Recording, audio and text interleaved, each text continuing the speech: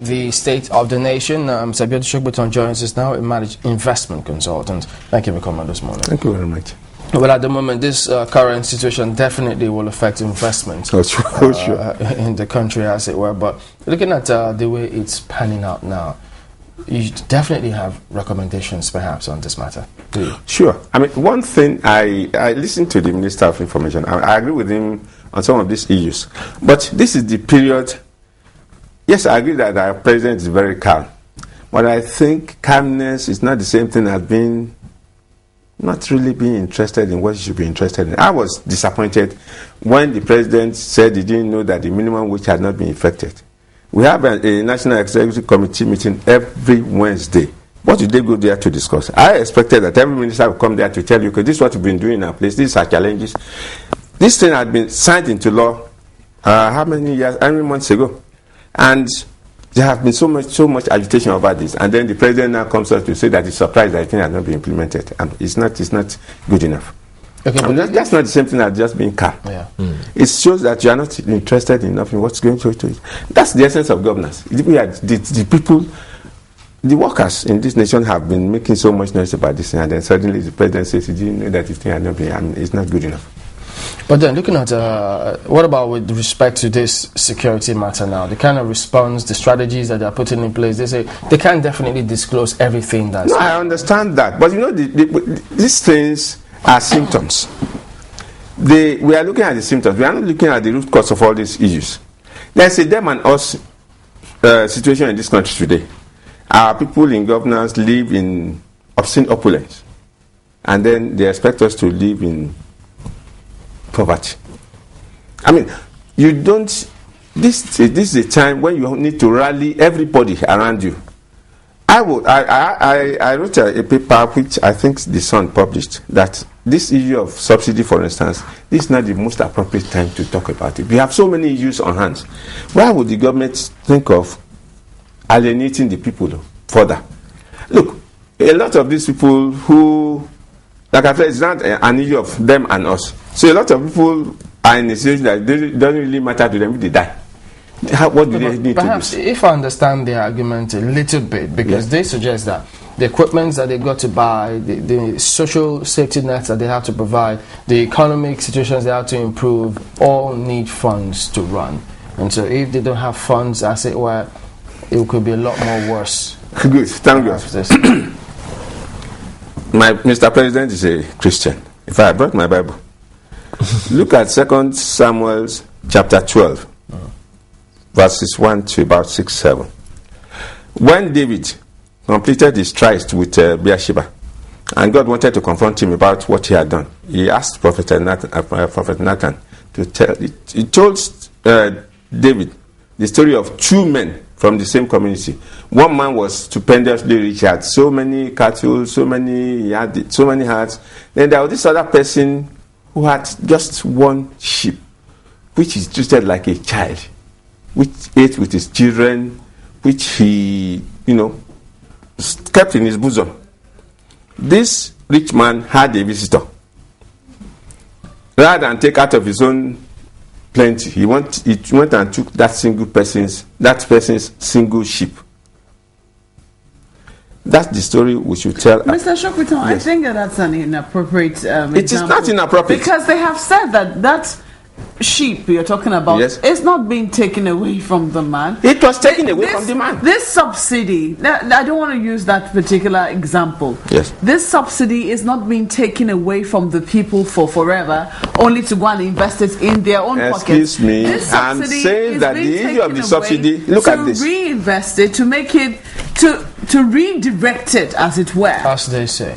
Excuse me, I'm saying that the need for subsidy, you should look at what led to this issue of subsidy. Why do we have to subsidize? Why are refineries not working? What do you have this budget for? Look at this. This is, I got this from my newspaper some time back. Only God knows some. We should have asked the Minister of Information how much was budgeted to really promote this issue of subsidy withdrawal. Okay, well, it's unfortunate. No, I'm saying, look, excuse me. I get your point, quite all right. We are talking about funds now. Yeah. I'm saying that there are this country has enough funds to meet the needs of all of us, but not enough to meet the greed of the few people who are in charge. I get your point also on that one. But then, at the moment, yes, it's a democracy. People can constructively, expectedly criticize the government and say, well, but we can't leave it at that. What should we be doing now? What kind of things or strategies or actions should the government and us, because it's not just about government, that's why I said there's this to tackle this problem? It's about all of us, yes. But I did say earlier that there's a them and us attitude already. I'm saying that can we afford it? You say what? We cannot afford it, and that's why I brought that example, that analogy up. Yeah. Now, I'm saying that I was 70 years on the 14th of this month. I've been around for a while in this country. Congratulations. Thank you very much. Thank you very much. During the First Republic, palm sex and hired ministers. Let the Minister of Finance and the Minister of Information tell us how much each minister takes home now. You know, these are things that I calculated our oil production. I put it at 2 million barrels a day at $75 per barrel. That comes to about 8.2 trillion per annum. Gross. Okay? I don't know how much they will take out of it. I mean, I don't know how but I'm saying that this country earns 8.2 trillion on petroleum in a year. Why is it that out of the 4-point-something trillion you are budgeting, you cannot repair our roads, you cannot get the electricity, we cannot even... Look, I'm saying that we need to really source these funds that we are talking about from sources other than taking the one that the poor people are enjoying.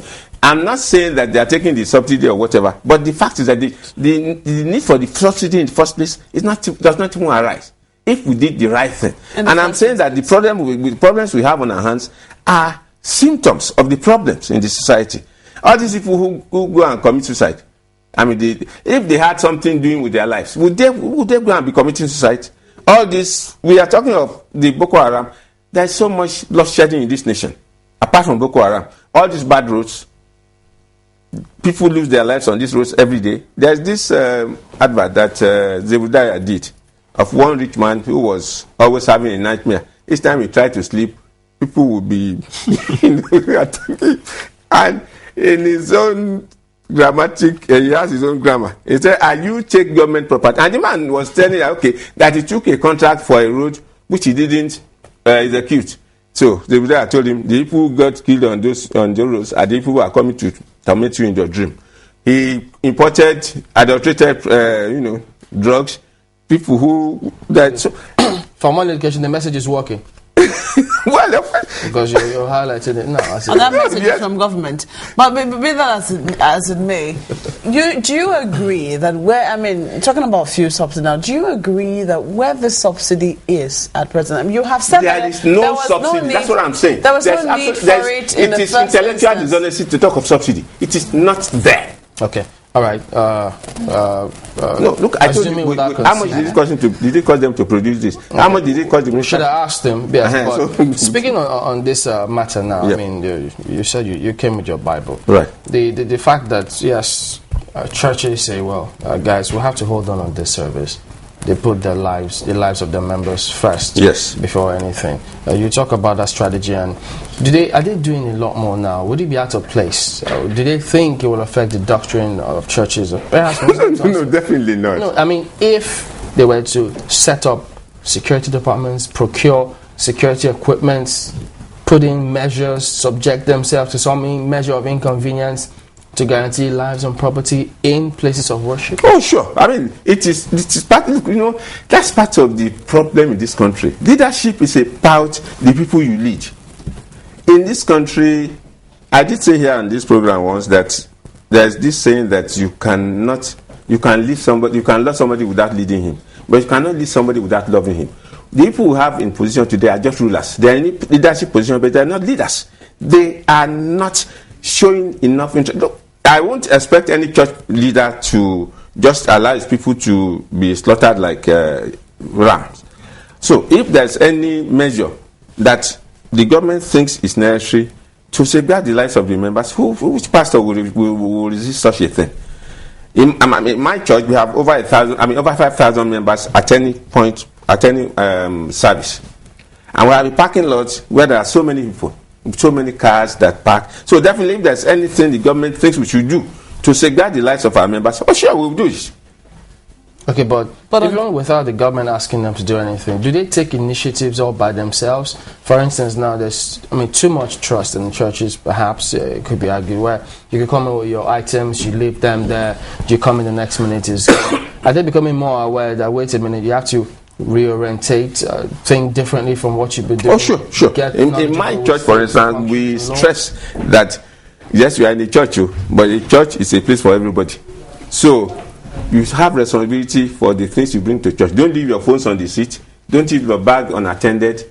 And so that type of message goes down the line. Is it because the church wardens in the church are not capable of watching everybody in the church? That's impossible. So why is it that when sometimes our leaders make statements, for instance, that we can't police everywhere in this country, we find it difficult to accept? Nobody is finding it difficult. I am saying that, look, I've just said it, that the problems we have, we are looking at the symptoms of the problem. We are not looking at the real problems. These things, there's so much restiveness all over the place because, look, resources are being misapplied. They are being mismanaged. I tell you, I've spoken on this before. Rather than this talk about this issue of subsidy or whatever, if we had enough refineries in this country, each time you import goods into your country, you are creating employment in other lands and denying young people of employment. So each time you employ something that you produce in your own country,